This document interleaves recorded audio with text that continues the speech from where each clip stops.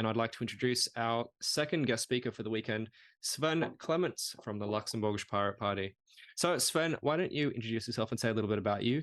You come from a somewhat small country, I believe, not one that gets a lot of international press, especially not in Australia. Yeah, thank you, Miles, for having me. So my name is Sven. I'm a co-founder of the Luxembourgish Pirates in October 2009, which dates back almost 14 years now. We ran in most of those campaigns since then. So it was 2013, 2014 European, 2017 municipal, 2018 where we got our first seats, 2018 for the legislative elections where we got 2 out of 60 seats, 2019 for the European again where we missed the seat by half a percentage point, and this year we had municipal elections where we our seats were multiplied almost by 10. So we got from 2 to 19 seats in local councils, and we are on track to triple or at least double our seats in the legislative elections in October. I'm one of the 2 MPs that we currently have. So MPs still look like normal people. Sorry to disappoint. And what about Luxembourg? Luxembourg is a small country, literally a tiny country. Nonetheless, it's bigger than all the other small countries combined. So you can easily fit Singapore, Monaco, San Marino, and all those microstates inside of the Luxembourg territory.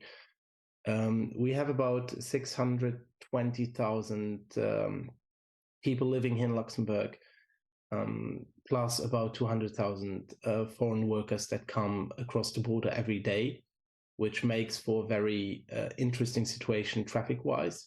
We are not an island, opposed to Australia.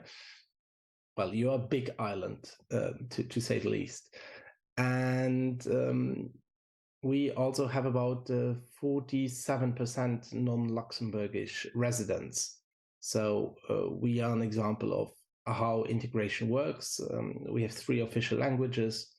I would advocate for a 4th one, which is English, but currently every Luxembourgish resident should speak Luxembourgish, French, and German, which puts us maybe not into the international press, but at least it gives us a very good comprehension of what goes on around us. Historically, we are strong proponents of European integration. We are, on the fun side note, we are one of the countries that won the most Eurovision Song Contests per capita, and will be joining the Eurovision Song Contest next year again. So Australia, beware, we'll be back. And we also had like a few European Commission presidents. So it clearly shows that we are committed to also European and international questions.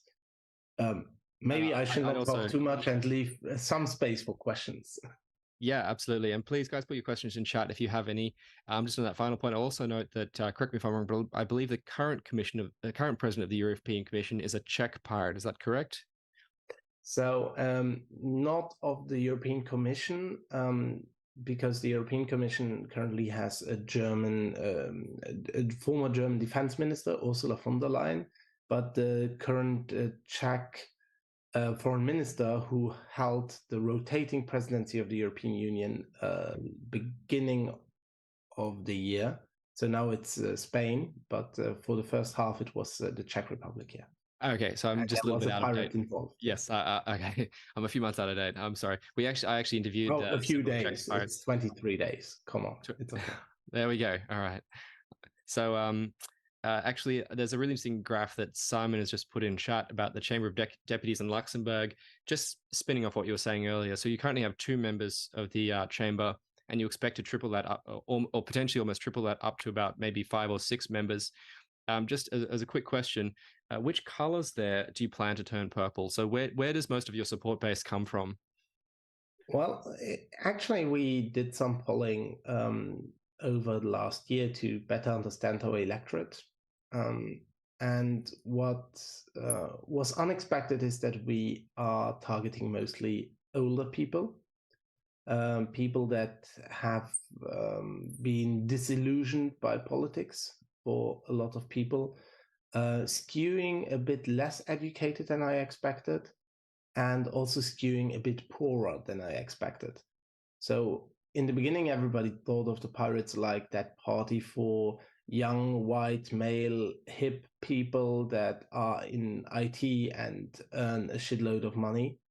And in the end, if I currently look at our electorate, it's pretty diverse, but skewing slightly towards people that have been disillusioned by current politics, have seen and given chances to a lot of other parties, and now are saying, well, the big challenges of today and tomorrow have not been met. Let's give a chance to those new guys. And it's also mostly about realizing that the policies are not black and white, but have a lot of shades of gray.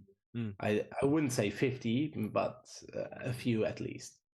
So yeah, that's the current electorate. But obviously, we started out with the typical pirate electorate of young white men in their cellars playing video games. Yeah, and to sort of riff off that point of nuance as well, I remember seeing polling a little while back, and maybe it's incorrect, but I saw polling that supporters for, Eurosceptics, and in particular supporters of Brexit in the UK, tended to be from poorer demographics and tended to be older as well. And so it's interesting that you're a strong proponent of European, so I can't remember the term, but a strong supporter of the EU in contrast to traditionally Eurosceptic demographics. Oh, we have now probably 4 Eurosceptic movements battling for the same votes, but we've seen that most Luxembourgers, over 70%, are in favor of European integration. So even the poor in Luxembourg are seeing the benefits of being able to go live across the border if housing is too expensive in Luxembourg. And so European integration is not really a question in Luxembourg. Right, we are too tightly integrated. It's like if you'd ask Sydney or Canberra to leave Australia, that would simply not be possible. Well, if you asked maybe Perth or Queensland, should they leave Australia, you get a very different answer. But yeah, I met a few members from the New South Wales Assembly in Montreal a few weeks back, and yeah, I understand that there are different dynamics in different parts of Australia as well. So such a large country, we're not a huge population. It's only I think about 23 or 24 million for the entire country, but the enormous geographic difference means that there's significant cultural differences and even accent differences as well. It's very, very subtle, but there are differences in Australian accent, and the only people who could tell you that there's a difference are Australians themselves. I see. I started a discussion on Discord about who wants to become independent. Yes. And there's a question on Discord as well, which I want to just touch on as sort of a final point on Luxembourgish politics in general, in European politics. And the question for Simon: it looks like you sit with the government coalition, but you're not in government. What is the dynamic there that you sit with them, but you are not included? Yeah, well, it's a bit tricky in Luxembourg. Most laws pass by consensus. So I would say that about 80% of the laws, once they pass committee, they pass by consensus in the plenary. So it's only those 20% where there are fights.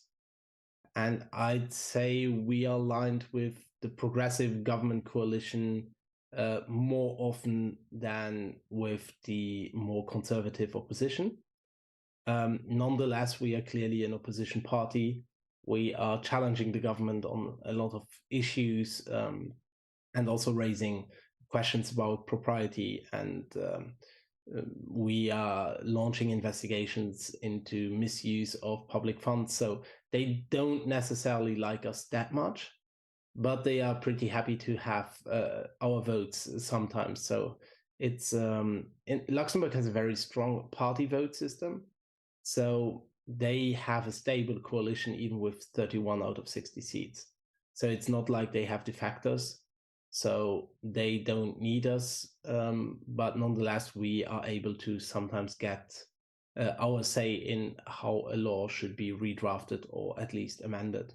And it's a very difficult balancing act between being a clearly opposition party to fight misuse of public funds, or I wouldn't call it corruption because I'm too much of a politician to say that, but to like raise awareness for scandals, and at the same time trying to be constructive and get your amendments to pass.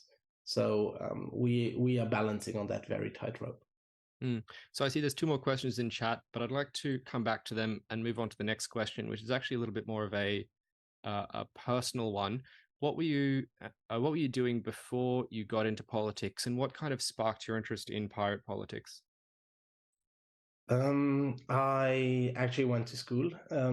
I studied information systems, so I'm pretty much that nerd guy that studied computer science and something else and ended up in pirate politics. How did I end up there? Was in 2009, I was already a member of another youth party, and our lead candidate, after he lost the elections, claimed that the coalition had been confirmed, which mathematically was correct, but for me didn't sit well, so I left. And I Googled, 2009, we already had Google. I Googled parties in Luxembourg. And somehow somebody already created a wiki to discuss creation of a pirate party. And given that all the other parties were out of the question for different reasons, and I won't bore you with Luxembourgish details, I ended up starting to discuss and debate in that wiki, and they had a forum using wiki syntax. So you really had to be motivated to participate. I think that was like the threshold was somewhere here. And somehow I managed to make my voice heard. And when we founded the party by accident 3 months later, they told me that I should be the chairman, which I didn't plan for. And I had to go back home to my dad and tell him, by the way, Dad, I told you I was meeting friends. We might accidentally have founded a party, the Pirate Party. And yeah, well, fun times. Now, 14 years later, I can look back at that time and laugh about it. But obviously, at that moment, it was not necessarily that easy to tell people that at 20 years old, I was the chairman of a newly founded party. That's incredibly exciting. And I think our youngest chairman was probably 23 or 24. So our national president, our youngest. And for myself, I was active in the party on our own forums. I think we've always used some variation of discourse for our forum technology. I don't know if you're familiar with it, but it's quite accessible. It's very popular for a while. And I got involved on those before I was old enough to vote. And so that's the only reason why I'm not officially a founding member of the party. But yeah, I went through a couple of kind of political awakenings. And one of mine was when the quote unquote left-wing government at the time here, that's Kevin Rudd and Communications Minister Stephen Conroy decided to try and put a firewall on the internet. And I thought, well, that's pretty dumb. Why would you want to do that? And they're just trying to get votes by cracking down on all the usual things which people try and demonize to make themselves look big.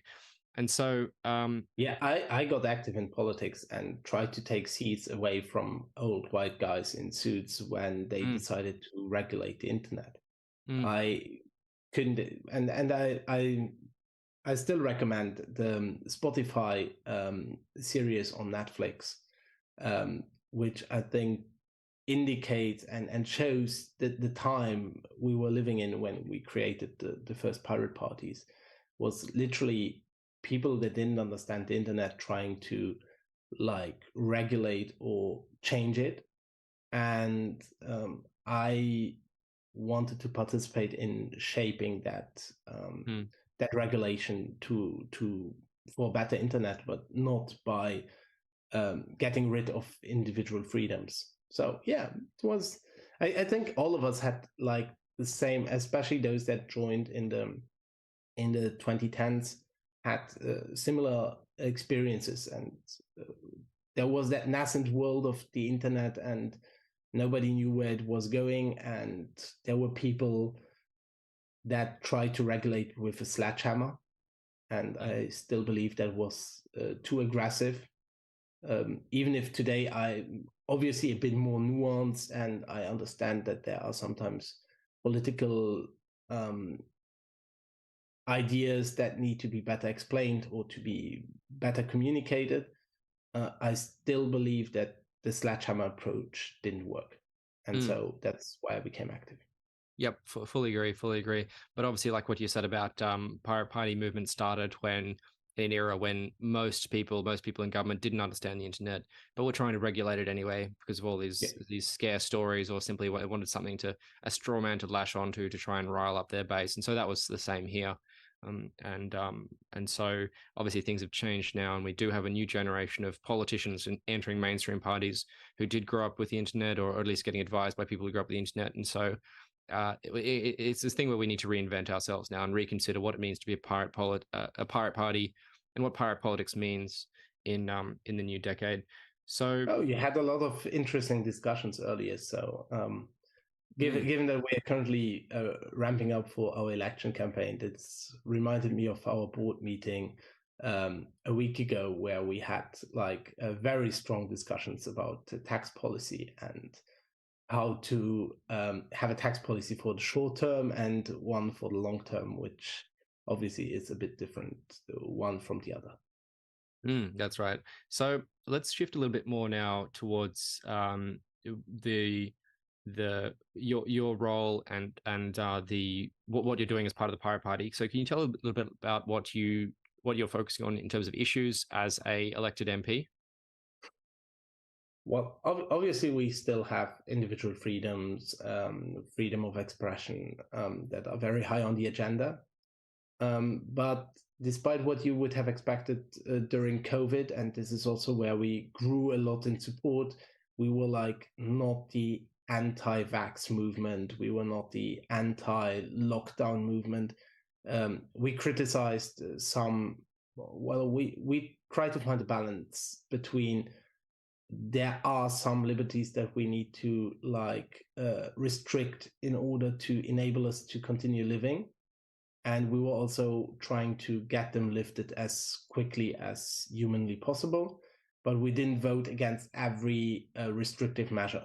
And I think that brought us a lot of public support, because people were unhappy with too much restrictions. And at the same time, they were unhappy with all those people that said like, oh, we don't need any restrictions. So again, it was like finding the right balance. And I nowadays often say that we are radical centrists, in the sense that we are open to look slightly to the left, slightly to the right of the center to find policies that work, but that we are not trying to decide by pure ideology. There are obviously a few things where ideology comes in, and that's first of all freedom of speech. We are aware that we need to regulate platforms, Twitter, Facebook, and so on, because they became too big, and they nowadays, by being arbitrarily limiting our expression, or by shifting towards one or the other side of the spectrum, are endangering democracy. But that's not about censoring, that's about making sure that marginal voices are also protected and being heard. I think that's when I heard that you were talking about transgender kids not being harassed. Well, that's exactly where we need to find the right balance between 100% freedom of speech and at the same time protection of minorities. And so we need anti-harassment and anti-mobbing regulations. Then we have a few thoughts about animal welfare. which is a huge section of our party that is very active in animal welfare. I think we now have more vegans in the party than the Greens, which is very strange for me because I like my barbecue.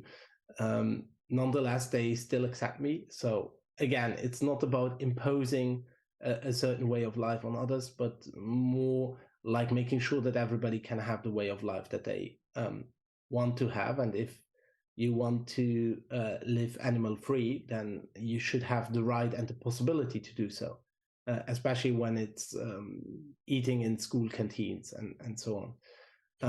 And then obviously in Luxembourg, the biggest issue is social justice, a fair tax system, and access to housing. Given that Luxembourg is so small, access to housing has become prohibitively expensive, which means that we see an exodus of young people to the border regions, and everybody failed on that front. So people seem to trust the pirates a bit more than the existing parties. We're having a cost of living crisis here in Australia at the moment as well. There's been a skyrocketing price of rentals in most major cities, and it's continuing as well. As no signs of it being abated. And so, if you have any bright ideas there, please, we would love to hear them. Well, we have a policy in our current party platform which calls for €10 per square meter rental housing. Well, you would need to compare that to the price of housing in Australia, obviously. But what we say is that the government could easily build or own government land that is currently already zoned for housing. We have a few million square meters of potential that we could develop. And it has not been developed over the last 15 years. So what we aim for is that the pension fund, who is currently losing money on the markets, would invest a bit more into affordable housing, and that we also open those investments to individual savers, so that people could invest like at a low return on invest of 2 to 4% into affordable housing for either themselves and their kids or for others, but still generating a guaranteed return on invest over the next 20 to 30 years. This would enable us to build enough housing stock for at least the next, well, to cover the gap that we currently have, and a bit more, so that we would finally catch up. And then we would rent that out at a fixed rate, at the maximum fixed rate. It could be lower if the return on invest allows. And taking that into account, we would also prefer that people, if they decide to buy that apartment, a bit like in Singapore, they can, by taking into account the already paid rents. But given that we want the stock to return to the public sector later on, if they decide to sell, well, then they also need to sell back to the public housing authority. It's essentially a copy of Singapore with a bit lower density. What I really like in Singapore is that they have almost 80% public housing. And well, Singapore is a dictatorship, so essentially, for all intents and purposes, it's a benevolent dictatorship. Let's call it that way. And but what they solved is housing for a very small country, and that's what I really respect and find interesting. So yeah, that's a bit what we would be doing. If I could jump in here, I'd like. I already see the questions about the 2 to 3% return. Just a little bit of a debate. So without getting too much into the details of that, I'd love. Let's say it could also be 6%, or it could be inflation adjusted. When we developed that policy, inflation in Luxembourg was 2.1%. So that was 4 years ago. Let's take a bit of a shift and let's start talking a little about campaigning now. There's a couple of good questions in chat here, which I'm quite interested in. One question is, what are the well, I guess actually you kind of answered Swashbuckler's question. What are the primary policy issues that you think got the most support for the election? We talked a little bit about about cost of living and striking sort of a balanced approach, and radical centrism. And in Australia, we've been accused of being radical centrists as well, which has gotten a bit of a laugh out of us. So, but there's another one here from Simon. What was your pathway from being unknown to getting elected? As that's kind of the stage we're at the moment. We haven't run a campaign where we have managed to get an Australian elected as a pirate, not yet. We have ideas and plans, but how did you break that threshold? I got sued for being a hacker. Oh, I heard about this.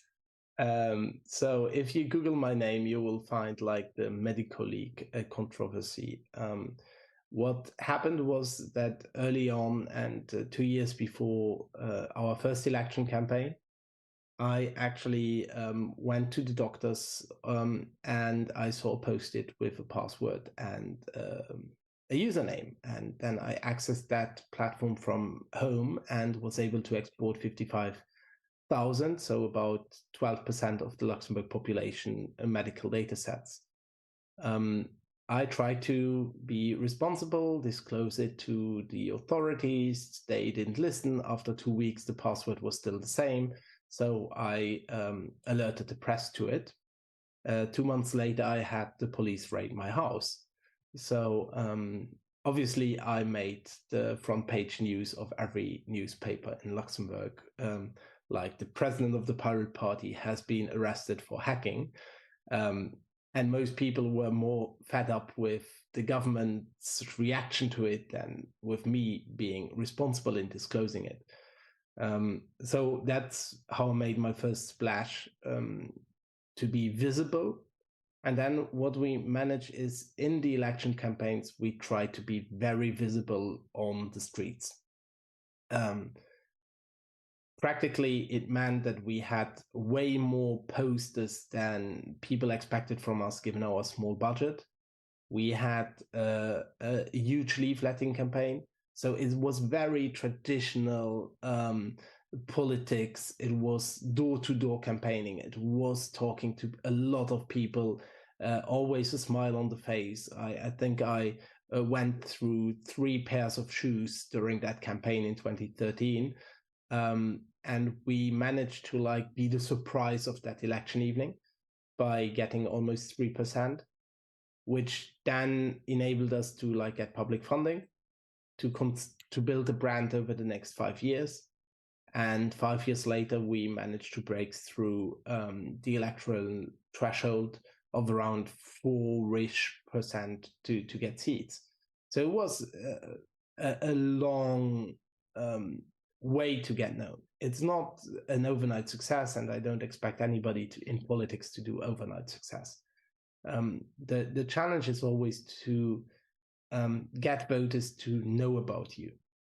Don't count on free press. You will not get it, except if you have like a hacker or a well-known public figure already on the list. You can't count on other parties talking nicely about you. That will not happen as well. So you need to meet people and show them that they are full of prejudices and that pirates are actually normal people that want to solve the problems that they encounter every day. And that we are not some abstract intellectuals living in an IT bubble. I know this is difficult to say because it means manpower, it means money, it means hanging a lot of posters on lampposts during the night to not get run over by cars in rush hour. It means finding creative solutions to pay for that. But in the end, that's how we managed to break through, and that's our campaign strategies. It's still, I would say, 60% out of home advertising, around 30% online, and 20% traditional media. And that's a very important point to make there, that this will be hard work, what we're trying to do, but in the end, it'll be worth it to try and change the world for the better. Okay, well, so moving towards the, I guess, some last kind of questions. With an interest in council campaigning, we've obviously heard from Councillor Bridget O'Brien earlier today. She's still with us here in Zoom as well. And so we potentially have, if we consider an electoral strategy that has a focus on building up a community support, because in Australia, obviously, we do have to get that being so geographically widespread. You really do have to rely a lot more on people within that area being able to build up support. So to that sense, a council-focused strategy makes good sense, I think, especially in very dense urban areas such as Brisbane, Sydney, Melbourne, where most of our population is. So you essentially have a significant cost-effective benefit from focusing in those areas. So you also, and so Sven, you had significant success in your recent municipal council elections with 18 or 19, I think you said, councils elected. So at a local level, what were the issues you focused on in local councils?